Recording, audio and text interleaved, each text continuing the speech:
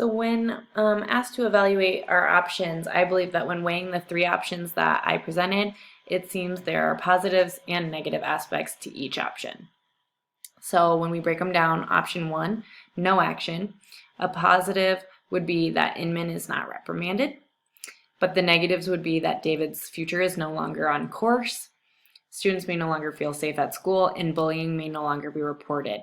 So as I kind of was discussing previously, I know for me, if it were me who had been threatened and told that I had to hold on to these brass knuckles for someone who was older than me and much bigger than me, I would feel really unsafe.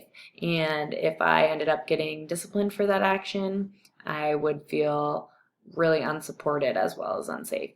And I think that would set a precedent that would let the bullies feel stronger and safer in their actions, and the bullied feel weaker and less safe as well. Option number two, both students disciplined. Some positives would be, again, Inman is not reprimanded and the weapon policy is followed. And the negatives would be really similar to the previous negatives. David's future is no longer on course. Students may no longer feel safe at school, and bullying may go unreported in the future. For me, options one and two, their negatives greatly outweigh the positives.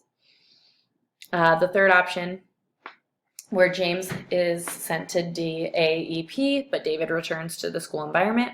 The positives for me there would be that James receives discipline for bringing a weapon to school and threatening another student. David's future is secure. He's able to stay at school. He's able to continue his learning, his involvement in band, and feel safe. Students would feel safe at school. They would know that the bullies don't win. And they would feel safe to report bullying, any incident that they are involved in, and they would feel that the bullying or anti-bullying policy would be followed, which again would result in them feeling safe at school. The negative there is that Inman is reprimanded, and again, in this situation, for me, it's a no-brainer. These positives outweigh that one negative. So when asked to choose the best option, I believe that in order to truly promote the current and future success and well-being of each student, I would have to fight for David. Option three seems like the best and most logical option in my opinion. My reasons for choosing option three: a student is saved from a detention center and able to continue their education in the classroom, especially a student who didn't really deserve to be sent there. He didn't own those brass knuckles. He was just asked, and by asked I mean told that he would hold them for another student. A strong message is sent that we will protect. We will not protect bullies. We will not allow bullies to be bullies in our school, and we take student-to-student threats very seriously. The victim is never to blame, and we support our students, and when they are victimized, we expect them and hope for them to be able to feel safe and comfortable telling a teacher. And telling a teacher that you have been threatened or victimized in a situation should not result in a punishment for you.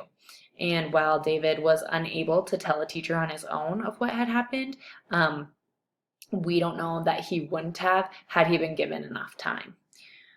My third reason is that justice is served for James, who brought a weapon to school, who had every intent and purpose of using that weapon after school, and who threatened James to the point where James was shaking and scared, and told him he would beat him up essentially if he did not hold on to them. So not only did he bring that weapon, but he also threatened a student on school runs as well. When implementing my decision, I think that in order to properly and efficiently implement, I would first start out with discussing it with my principal. I would make sure to verify that they believe David should be let off with a discussion, and encourage to inform teachers or administrators anytime that a situation arises where he is threatened or bullied, or where he feels uncomfortable. I would also call a meeting with David, his parents, and our team of educators to discuss what had happened and what we could do to prevent similar situations in the future. David would be able to return to the classroom immediately with no discipline besides this discussion, as he was simply a victim. James would be processed and serve his time in the DAP.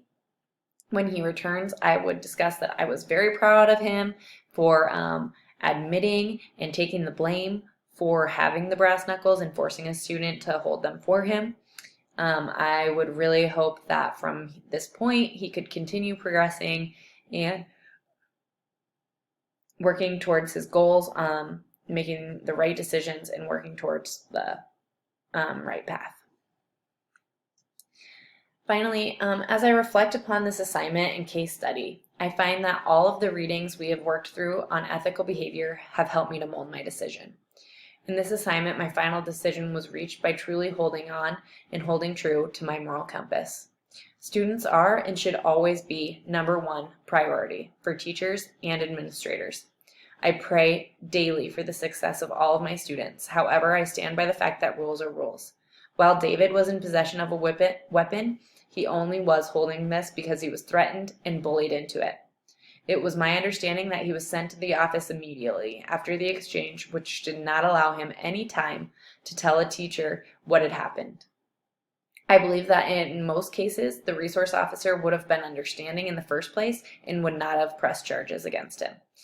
While this was not the case here, I found it easy to decide to place the future of one of my students over my own personal gain, as did Mr. Inman. I support his decision to rip up the paperwork for David, and I think that in the long run, David will truly be thankful for this. He will feel safe in his school. He will feel that he wasn't just victimized and then sent to a detention facility, but that while he was threatened and bullied, he was then supported by the administrators in the building, which results in him feeling safe in coming to school and safe in that environment.